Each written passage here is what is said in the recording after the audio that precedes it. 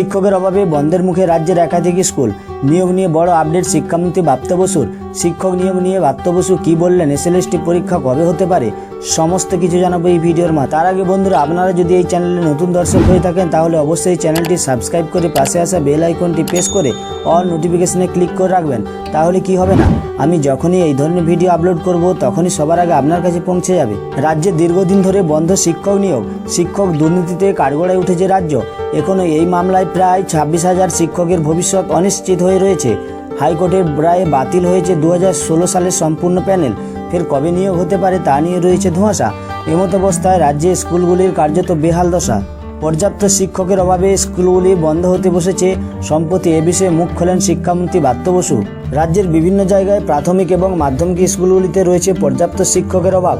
কোথাও কোথাও দেখা গিয়েছে মাত্র হাতে গোনা কয়েকজন শিক্ষক শিক্ষিকা মিলে চালাচ্ছে স্কুল। আবার কোথাও ছাত্র সংখ্যা হিসেবে শিক্ষক শিক্ষিকার সংখ্যা অত্যন্ত কম। এর ফলে পড়ে যাচ্ছে শিক্ষার মান।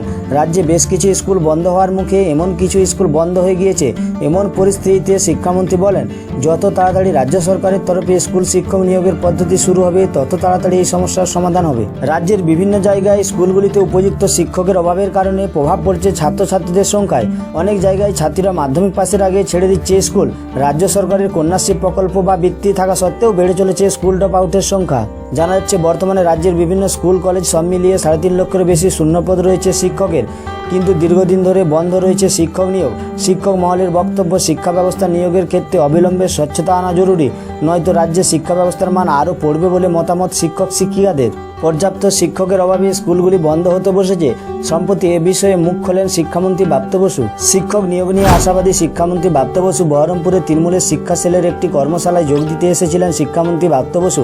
সেখানে তিনি বলেন, মামলা যে কেউ করতেই পারেন, এটাতে গণতান্ত্রিক অধিকার, কিন্তু সবসময় মামলা করে কি শিক্ষক নিয়োগ আটকে রাখা সম্ভব? আমরা 2023 সালে প্রাথমিকে 10,000 শিক্ষক নিয়োগ করেছিলাম, তাতেও মামলা করা হয়েছিল। আমরা শিক্ষককে ডেকে কথা বলেছিলাম, সামনে আবারও শিক্ষক নিয়োগ করা হবে, তাতে কেউ যদি মামলা করবেন, তবে তাতে রাজ্যকে হারানো কঠিন হবে। আমি অবশ্যই আশাবাদী সব নিয়োগ সুষ্ঠুভাবে হবে। আমরা সব সময় মানুষের কথা ভাবি। আমাদের মুখ্যমন্ত্রী মমতা ব্যানার্জি সবসময় একটা কথা বলেন, তা হলো মানুষের কাজ করতে হবে, আর বিশেষ করে স্বাস্থ্য, শিক্ষা এসবের ওপর জোর দিতে হবে, আর আমরাও সেভাবেই কাজ করি।